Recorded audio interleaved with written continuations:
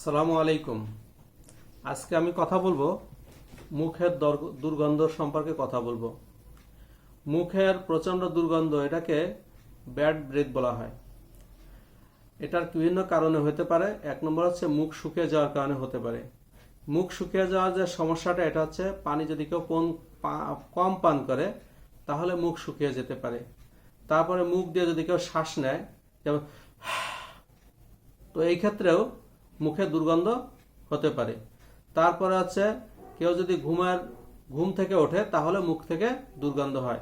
তো এই তিনটা যে সমস্যা, মুখ শুকিয়ে যাওয়া, এই মুখ শুকিয়ে যাওয়ার সমস্যাটা আপনার অটোমেটিক আপনার প্রত্যেক দিনই সমাধানে এটা সম্ভব। যেমন যদি পানি বেশি পান করা হয় তাহলে মুখের দুর্গন্ধটা চলে যেতে পারে। তারপরে মুখ দিয়ে শ্বাস নিলে, আমি মুখ দিয়ে শ্বাস নেওয়ার কারণে মুখের দুর্গন্ধ বের হচ্ছে, মুখ দিয়ে আমি শ্বাস না নিলে মুখের থেকে দুর্গন্ধ বের হবে না। এরপরে যদি রাত্রে ঘুমের পর উঠলেই মুখের মধ্যে যে জাম তৈরি হয়, এই জামের কারণে মুখে দুর্গন্ধ হয়, তাহলে মুখ থেকে দুর্গন্ধ সকালে উঠলে, সকালে যদি আমি দাঁত মেজে ফেলি বা মুখ ধুয়ে ফেলি তাহলে মুখের দুর্গন্ধ চলে যাবে। এটার জন্য কোনো চিকিৎসার প্রয়োজন হবে না। এরপরে দাঁতের মাড়ির সমস্যার কারণে অনেকের মুখের দুর্গন্ধ হয়। যেমন ক্যাভিটি যদি হয়, মাড়িতে ইনফেকশন হয়, দাঁতের ফাঁকে যদি খাবার আটকে থাকে তাহলে মুখে দুর্গন্ধ হয়। এর মধ্যে দাঁতের মাড়িতে খাবার আটকে থাকলে আপনার মুখের দুর্গন্ধ সমাধান হচ্ছে, খাবারটা যদি মুখ থেকে যদি সরে যায়, দাঁতের মাড়ির থেকে যদি সরে যায় তাহলেই এটা সমাধান হয়ে যায়। এক্ষেত্রে ব্রাশ করলে এই মুখের দুর্গন্ধটা চলে যায়। কিন্তু ক্যাভিটি যেটা, এটা আপনার যেতে আর একটু সমস্যা, সেটা হচ্ছে এটা কুলিকুচি করলে এটা সমস্যা সমাধান চলে যেতে পারে। কিন্তু কারো যদি মাড়িতে ইনফেকশন থাকে তাহলে এটার জন্য আপনার চিকিৎসা প্রয়োজন হবে, এবং এই ইনফেকশন ঠিক না হওয়া পর্যন্ত মুখ থেকে দুর্গন্ধ যাবে না। এরপরে পেটের সমস্যা থাকলে মানুষের মুখে দুর্গন্ধ হয়।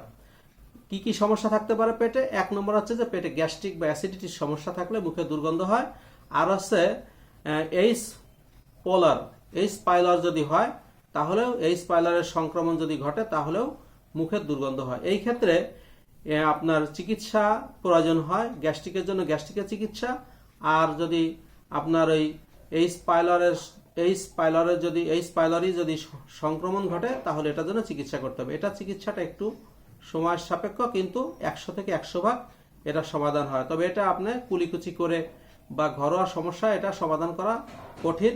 পেটের সমস্যা যদি অ্যাসিডিটি প্রোটেক্ট করা যায়, অ্যাসিডিটি নিরাময় করা যায় তাহলে এই সমস্যাটা সমাধান হয়ে যায়। এরপর টনসিলের পুঁজ বা টনসিলের স্টোন হলে এই সমস্যাটা হতে পারে। সেই ক্ষেত্রে গলা থেকে যদি গলা থেকে বাজে দুর্গন্ধ বের হয় টনসিলের পুঁজের কারণে। এরপরে কাশি দিলে সাদা সাদা ছোট ছোট দানা বের হয়।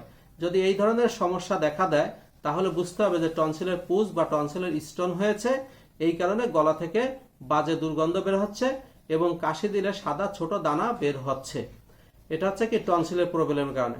এছাড়া আরেকটা সমস্যার সমাধান, আরেকটা কারণে মুখে দুর্গন্ধ, একটা সাইনাসের প্রবলেমের কারণে মুখে দুর্গন্ধ হয়।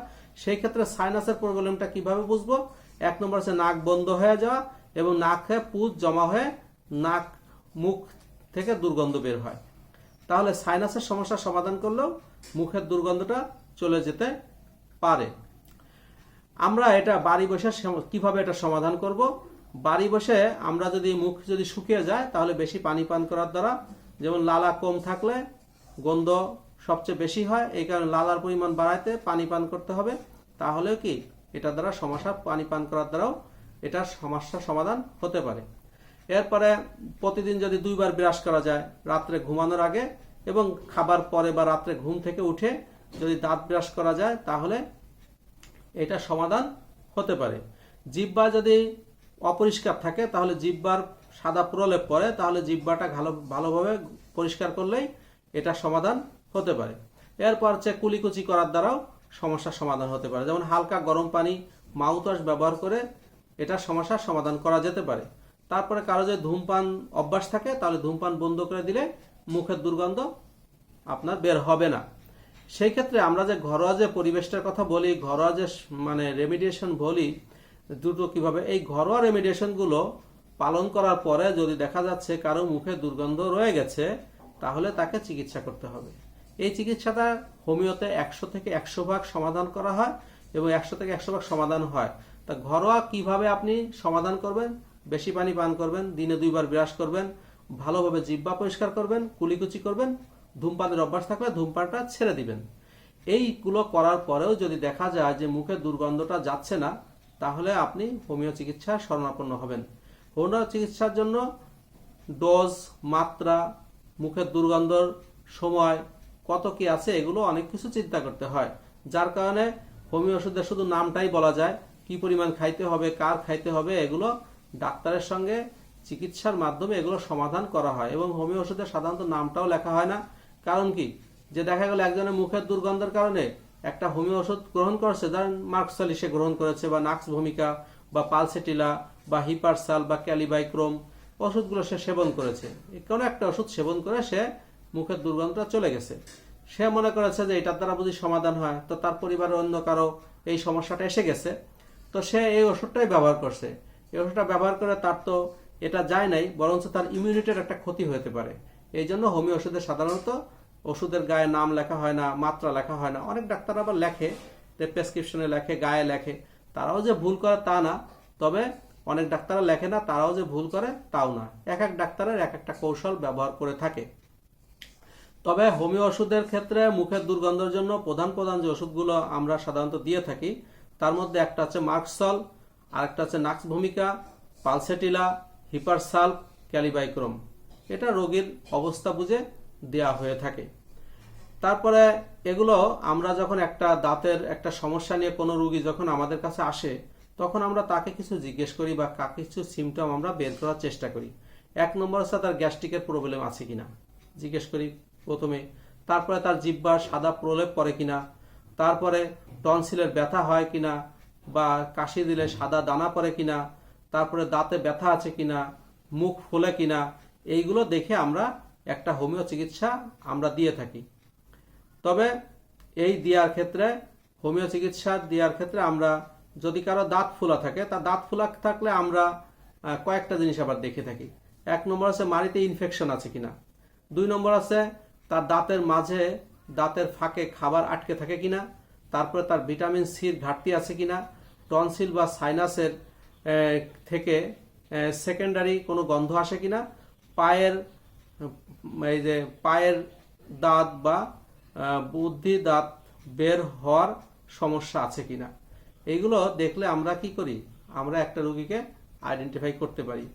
তো এই আপনি দাঁতের সমস্যার জন্য আপনার যে স্পেশালাইজ কোনো ডাক্তারের কাছে, মানে হোমিও ডাক্তারের কাছে দেখাতে হবে। এলোপ্যাথি ডাক্তারের কথা আমি বলতেছি না, কারণ তারা তো স্পেশালাইজ একটা সাইড নিয়ে আসে, কিন্তু হোমিওর ক্ষেত্রে ব্যাপারটা সম্পূর্ণ ভিন্ন। আপনি যে দাঁতের আপনার সমস্যা হয়েছে, এর জন্য আপনার যে টেকনাফে আপনি বাস করেন, আপনাকে তেঁতুলিয়ার থেকে আপনাকে চিকিৎসা নিতে হবে এমনটা নয়, বরঞ্চ আপনার আশপাশের দোকান থেকে, আপনি হোমিও দোকান থেকে আপনারা এই চিকিৎসাগুলো গ্রহণ করতে পারেন। যে কোনো একজন ডাক্তারের কাছে গেলেই আমার মনে হয় এই সমস্যাগুলো সমাধান হবে, কারণ এটা আহামরি কোনো সমস্যা না যে আপনার এটার জন্য স্পেশালাইজড হতে হবে।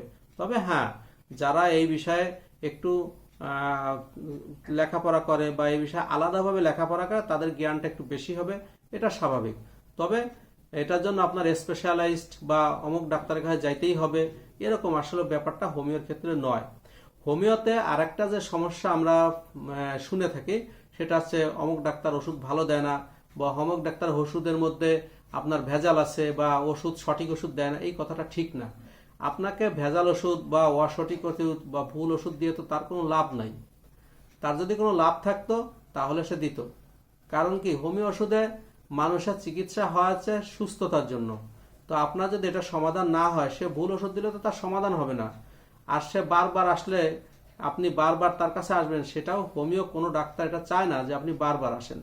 এই জন্য আপনার দেখা গেল আপনি গেছেন দাঁতের সমস্যা নিয়ে, তো আপনার পুরো হিস্ট্রি জানা শুরু করে দিছে।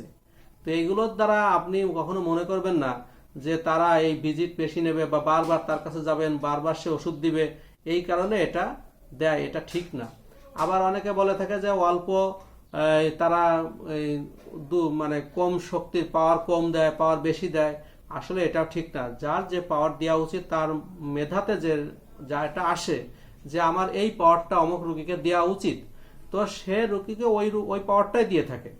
এই জন্য যে কোনো কনফিউজ ফিল না করা, বরঞ্চ আমায় এটা স্বাভাবিকভাবে কোনো রোগীর কাছে গিয়ে, ডাক্তারের কাছে গিয়ে আমার অবস্থাটা বলা, সে যা যা জিজ্ঞেস করে সেইগুলো তার সামনে খুলে দেওয়া, মানে খুলে বলে তারপরে তার সঙ্গে চিকিৎসা নেওয়া। ইনশাল্লাহ 100 থেকে 100 বার এই দাঁতের সমস্যার সমাধান হবে।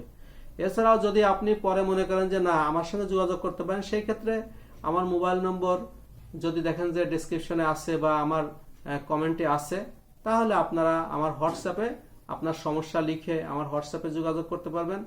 এছাড়াও আপনার যদি কোনো পরীক্ষা নিরীক্ষা থাকে, কোনো রিপোর্ট থাকে, এগুলো আপনারা স্ক্রিনশট নিয়ে বা স্ক্যান করে আপনারা হোয়াটসঅ্যাপে দিয়ে দিলে ইনশাল্লাহ ওষুধ আপনার হাতে পৌঁছে যাবে। আজকে এই পর্যন্তই। আল্লাহ তাআলা সবাইকে সুস্থ রাখুক। আসসালামু আলাইকুম ওয়া রাহমাতুল্লাহি ওয়া বারাকাতুহু।